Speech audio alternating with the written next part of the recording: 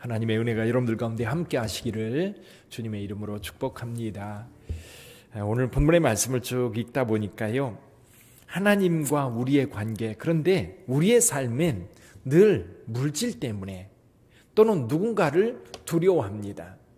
그러니까 어떤 사람들이 이제 무엇인가를 두려워하는데, 여러분들 한번 생각해 보세요. 여러분들이 진짜 두려워하는 건 뭐예요? 요즘에는 많은 사람들이 두려워하는 게 있지요. 뭐냐면 돈이 없어질까 봐. 그렇죠? 돈 걱정 많이 하고 살잖아요. 그게 내 삶에서 없어질 경우 내가 얼마나 비참하게 살까? 그래서 거기에 집착하는 겁니다. 연예인들은 누구를 두려워해요?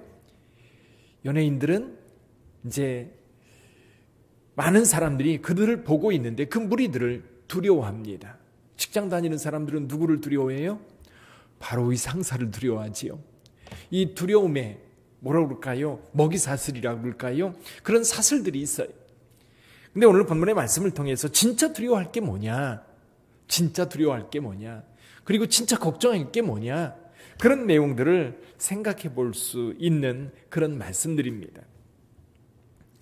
예수님께서 이제 많은 사람들에게 가르치실 때에 한 사람이 와서 형에게 명해서 유산을 좀 나누어 주라고 얘기를 좀 해달라, 그렇게 부탁을 합니다. 그때 당시에는 랍비가 재판장 역할을 많이 했다고 합니다. 중요한 것이 아니면 대부분 동네 안에서 어떤 문제가 발생하면 이 랍비들이 이제 하나님의 말씀을 기초로 해서 조정해주고 그리고 판결해주는 그런 일들을 자주 했다고 합니다. 아마도 이 사람도 예수님을 랍비로 생각하고 예수님께 자기 문제를 해결해 달라고 요청한 것 같아요. 근데 예나 지금이나 부모로부터 물려받은 재산은요, 욕심이 많이 들어갑니다. 그러니까 형들은 늘 그거를 혼자 다 차지하려고 그러고 동생들에게 나누어 줄 생각을 안 합니다. 근데 동생들은 늘 그러죠. 왜 그걸 형만 가져? 나도 줘야지. 근데 아무리 달라고 해도 안 주는 겁니다. 예나 지금이나 이 유산 문제는 이 형제간의 우애를 가르는 그런 역할을 하는 것 같아요. 근데 여기서 예수님께서 말씀하십니다. 이 사람아, 누가 나를 너희의 재판관이라 물건 나누는 자로 세웠느냐? 그러면서 하시는 말씀이 삼가 모든 탐심을 물리치라. 사람의 생명이 그 소유에 넉넉한 데 있지 않다.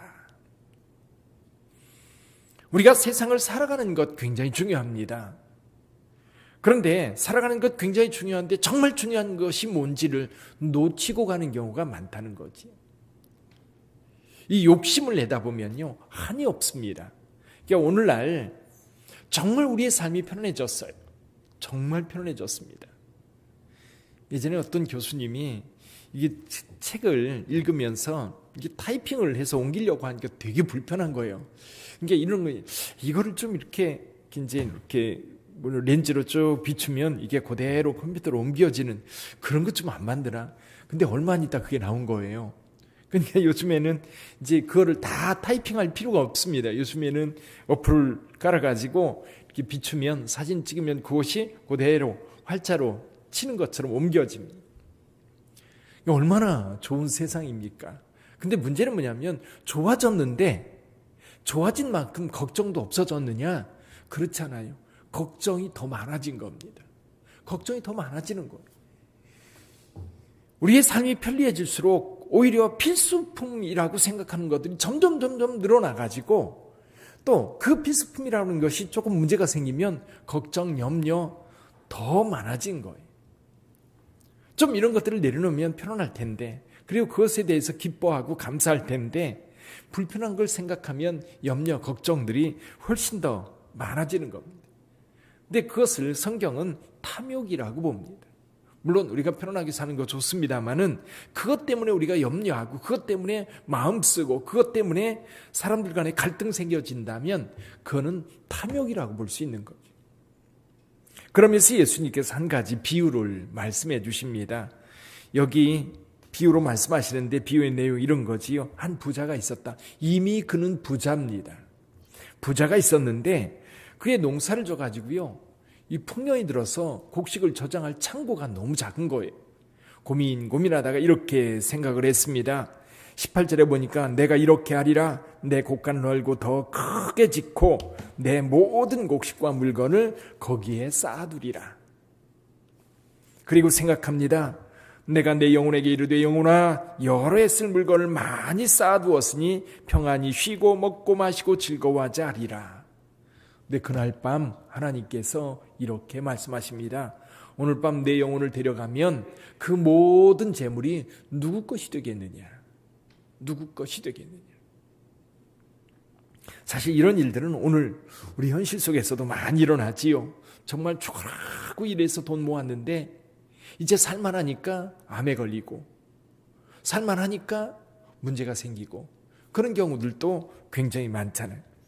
그래서 예수님께서는 말씀하십니다. 자기를 위하여 재물을 많이 쌓아두고, 이 부자의 문제는 자기 생명이 이 재산에 있다고 보는 거예요. 물론 재산은 우리의 삶을 편하게 하고 또 인심 쓸 수 있고 그리고 여유 있게 살아갈 수 있는 어떤 도구입니다.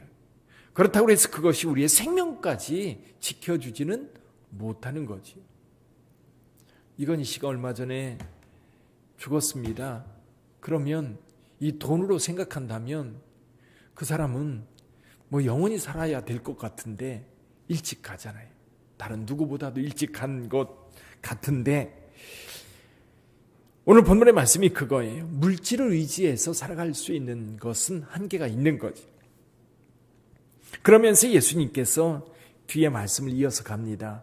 이 까마귀를 봐라. 그는 심지도 않고 거두지도 않고 모아들이지도 않는데 하나님께서 다 먹여 살리지 않느냐.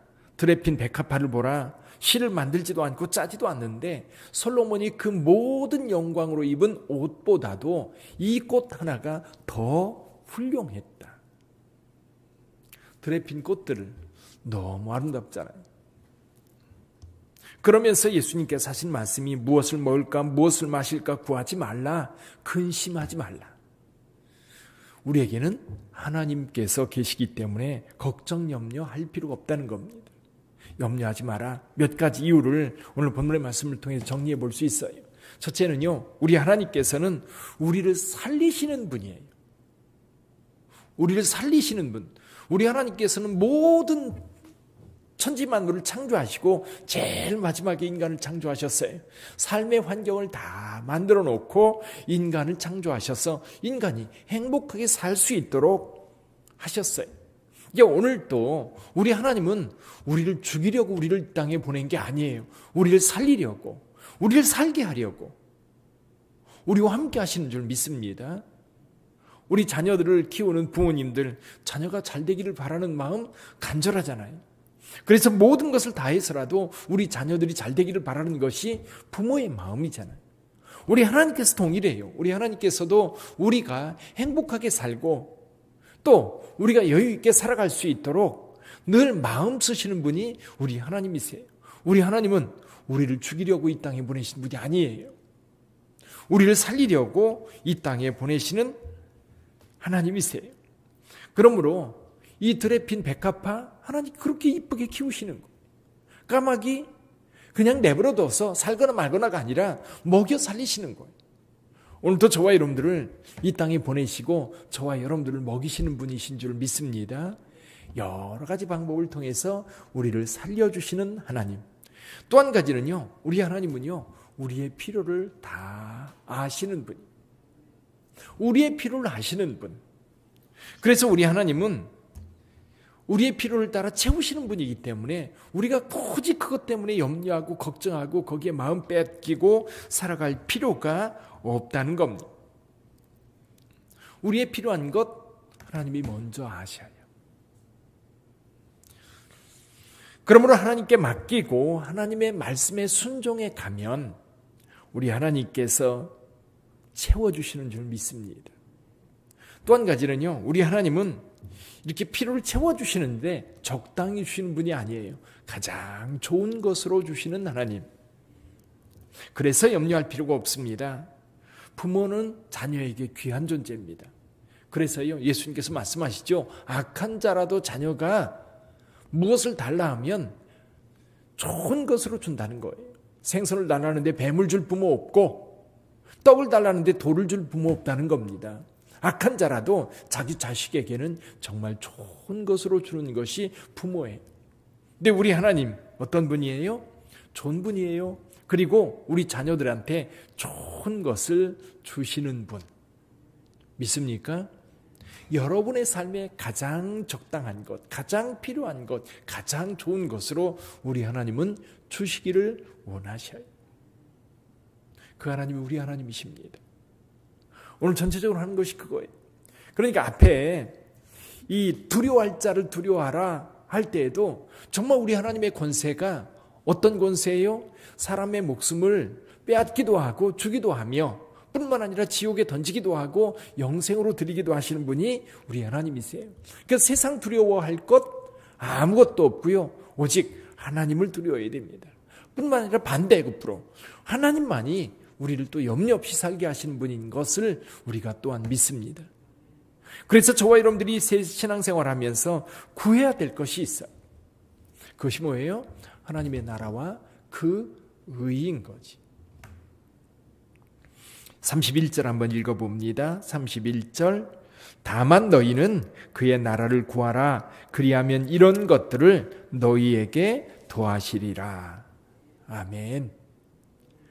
그러니까 우리가 염려거리를 해결하기 위해서 막 세상 쫓아다니다 보면 그냥 인생이 그렇게 흘러가 버려요. 근데요, 그거는 주님께서 알아서 채워주실 것을 믿고, 그래서 일용할 양식은 하나님 앞에 기도할 문제인 겁니다.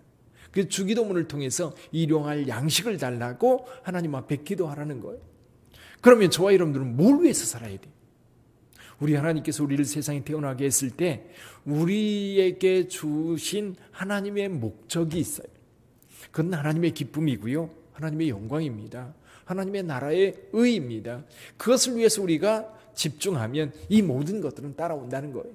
하나님이 채워주신다는 거예요. 물론 사도 바울이 모든 것을 버리고 사역할 때 굶을 때도 있었을 거예요.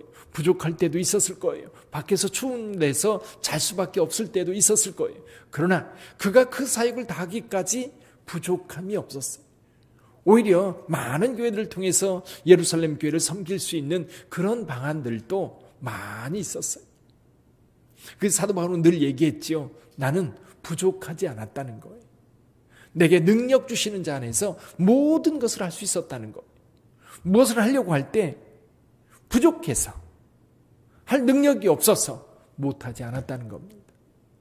그가 할 수 있는 것들 다 할 수 있었던 것은 하나님께서 여기 우리를 살리시는 분이요, 우리의 필요를 아시는 분이요, 뿐만 아니라 우리에게 좋은 것을 주시는 분이기 때문에 그런 것 때문에 염려하는 것이 아니라 오직 영혼의 구원과 그리고 하나님의 나라가 이 땅에 이루어지기를 소원하고 그것을 위해 헌신할 때 우리 하나님께서 그것을 지켜주셨다는 거예요. 오늘날 우리 교회와 또 믿음을 가지고 있는 우리 성도들이 하나님의 나라와 의를 구하면 이 모든 것을 더하시는 줄 믿습니다. 그래서 우리 주 예수 그리스도 안에서 여러분의 삶이 더욱더 넉넉하여지고 풍족하여져서 하나님의 일하기에 부족함이 없는 여러분의 삶이 되기를 주님의 이름으로 축복합니다. 기도하겠습니다.